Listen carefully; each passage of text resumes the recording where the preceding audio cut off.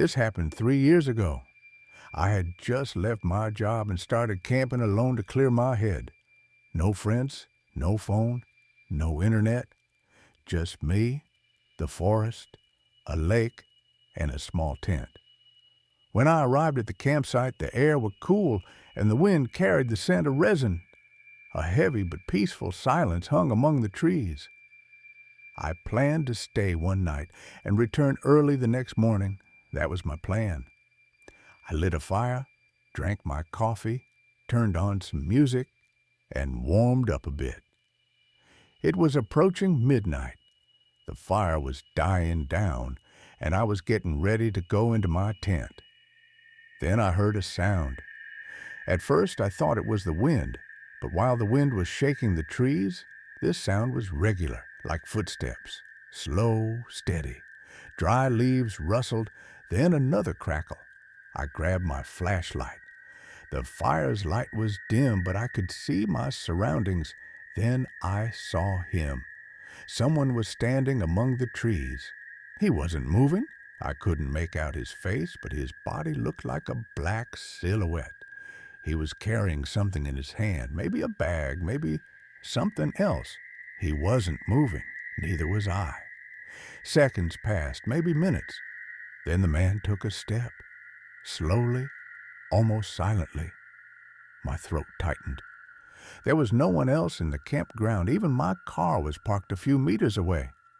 "Hey," I said, my voice cracking. The man didn't answer. He just took another step, then another. I shone the light on him, but his face was still hidden. He tilted his head slightly as if studying me. My heart was racing. My bag was in the tent and there was a knife in it, but I couldn't even move my foot. Suddenly the man stopped. He dropped what he was holding. It was like a sack. Then he took a step back, 2 steps, and disappeared into the fog. I couldn't move for about 5 minutes. I just breathed. Then I pointed the flashlight at the ground. I took a few steps to see what he had left behind. The sack on the ground was old and dirty. A piece of fabric was hanging from the edge. I bent down. I grabbed the fabric and brought the light a little closer. The fabric, it was a T-shirt. It had a small faded logo on it. It was the T-shirt I lost last year. It fell from my hand. A chill ran through me for a moment. I looked behind me. The forest was completely silent. No sound, no movement. It was as if nothing had happened. I didn't sleep that night. In the morning, the bag was gone. It was as if it had never been there. 2 weeks later, a camper passing through the same area found a wallet in the forest. It was my wallet. Inside was a note. If you lose something, you may not want it back. This incident took place last summer in a forest near the Canadian border. It was the 4th day of a week-long camping trip. I was alone, but that gave me peace. Listening to the crackling of the fire at night, the distant howls of wolves. It gave you silence you could never find in the city. But that night, the silence was different. It was an oppressive silence. As I returned to my campsite at the end of the day, I noticed a tent had been pitched among the trees, maybe 30 meters away from mine. I had passed by there in the morning, and it hadn't been there then. It looked newly pitched. The fabric was green, the ropes taut, but there was no one around. At first, I liked it. So I'm not alone, I thought. It's nice to hear someone else's voice. Maybe we'll have coffee. But as it got darker, a strange feeling began to settle in me. There was still no sound coming from the tent. No footsteps, no light, no music, nothing. I lit my fire, opened my book, but couldn't concentrate. My eyes kept going back to that tent. It was past midnight. The air had cooled, and the forest had turned into a dark sea. At one point, I got up to use the restroom, Taking my flashlight with me, I inevitably passed by that tent. As I approached, I felt a chill inside. The door was open about an inch. I shone my light inside. There was a sleeping bag, a backpack, a pair of boots. But there was no movement, no snoring, no breathing. It was as if someone had just gotten up and not come back. "Hello?" I said, my voice echoing through the forest. There was no answer. I took another step. Something seemed to be inside the sleeping bag. I approached slowly, my heart pounding. I touched the end of the bag. It was empty, but the bag was still warm. At that moment, a sound came from behind me. Dry branches snapped. I turned the flashlight. I couldn't see anyone, but there was no wind either. I quickly returned to my own tent, zipped it up, and grabbed my axe. I didn't sleep a wink that night. At first light the next morning, I looked at that tent again. It was gone. I mean, completely gone. In its place was just flat ground, some flattened grass. It was as if someone had packed up the tent overnight and left without a trace. That day, I packed my things and left the hiking trail. In the late afternoon, I stopped by the nearby ranger station to ask, "Have there been any other campers here recently?" The ranger shook his head. "No," he said. "That area has been closed for weeks. There was a missing person case there last month. We're still searching. I never met the owner of that tent. But I still remember how warm it felt when I touched the sleeping bag that night. And sometimes, when the wind is still, I feel that same sensation again, the feeling that someone had just gotten up and left. It still feels strange to me to recount this event, because no matter how much I search for a logical explanation, I can't find one. It was last fall. I had gone camping in the northern forests for 2 days. The weather was cool and the sky was clear, the night filled with stars. It was one of those silences where you can hear even your own heartbeat. My first night passed without incident. I went for a walk in the morning, keeping my map and compass close by. When I returned, the sun was about to set. I was tired, so I lit a fire and made some coffee. That's when I heard the first sound. It came from far, far away. Someone called my name. It was quiet, but clear. "Daniel!" I jumped. No one here knew me. I didn't know if it was my ears ringing or if I was imagining things. But the voice sounded strangely familiar. It was like the voice of someone I hadn't heard in years. I waited for a while, but didn't hear it again. Night fell. As I sat by the fire, the darkness of the forest intensified. It was as if the trees had moved closer. Then the voice came again, closer this time. "Daniel." This time I grabbed my flashlight and stood up. "Who's there?" I shouted. There was no reply, just the wind, a faint rustling. But amid that rustling, something like breathing could be heard. I stoked the fire and took my knife in hand. I waited for about an hour, then went into my tent. I slept poorly. When I woke up, it was morning. All was quiet. But something was hanging on the zipper of my tent. A small metal whistle. It wasn't mine. A weight settled in my chest. I had gotten lost once as a child in the woods, and I had a whistle just like that. My father had found me with that sound. I hadn't seen that whistle in years. I picked it up. It was darkened, but the small engraving was still there. DM, my initials. That night I packed up camp but didn't leave. I didn't want to return without an explanation. I lit another fire and sat in the same spot. When darkness fell, the voice came a third time. Close, very close, as if it were right next to my ear. "Daniel?" I froze. I turned my head. There was no one there, but the voice was so clear I could feel its breath. My hand trembled. I raised the flashlight. In the momentary light, someone passed between the trees. It was like a shadow, but it was walking. I couldn't make out its face, but it was smiling. I wanted to scream, but no sound came out. It disappeared behind the trees. It didn't come back. I left that place in the morning. On the way, I stopped at the ranger station in the village. The man said, "No one camps in that area." I swallowed hard. "Why?" "Years ago, someone died in an accident there," he said. "They found him with his whistle. His name was Daniel. Since that day, sometimes at night, I hear a voice mingling with the wind. It says my name, and every time in the same tone, as if someone is trying to find me, just like that old day." It was 2 years ago. My childhood friend Tom and I had gone camping by an old lake in the northern woods. That lake was a place few people ever visited in the area.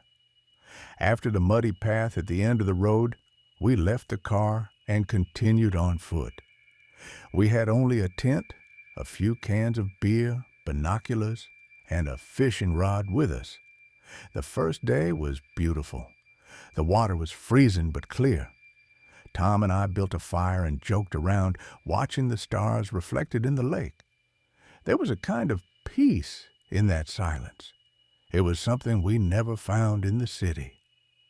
Around midnight, the fire began to die down, and the beer was gone. Just as we were about to go into the tent, Tom whispered, "Look at that." A light was flickering in the middle of the lake. At first I thought it was a star, but it was moving, not touching the water, just above the surface, like a ball, a yellowish, silent light. I reached for the binoculars, but it was so close I didn't even need them. The light slowly drifted to the right, then rose, then suddenly went out. "Ball lightning," said Tom mockingly. "There's a scientific explanation for it." We laughed, but a strange uneasiness remained within us. I couldn't sleep until morning. While Tom was fast asleep, a glow reappeared on the lake. This time there were not one, but three. They glided silently over the water. Suddenly, one dove beneath the lake. It entered the water without a sound. I held my breath in fear. A minute later, Tom woke up. "What is it?" he said, his voice sleepy. I pointed to the lake. The lights were gone. By morning, everything was normal. We fished, made coffee, didn't talk. At the end of the night, we were back by the fire. Suddenly, Tom said, "If those lights come out again tonight, let's go closer." "Are you crazy?" I said. He laughed. "Maybe we'll see a phenomenon." Around 11 o'clock, the lake grew quiet again.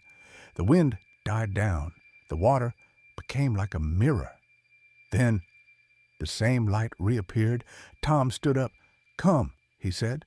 Reluctantly, I followed him. We walked to the shore. The light was almost in front of us. It hovered about a meter above the water. No heat, no sound, just a flickering glow. Tom bent down. "We need to record this," he said. He took out his phone. Just then, the light moved. Suddenly, it plunged into the water and shook the ground beneath us. We lost our balance and fell to our knees. The water surged.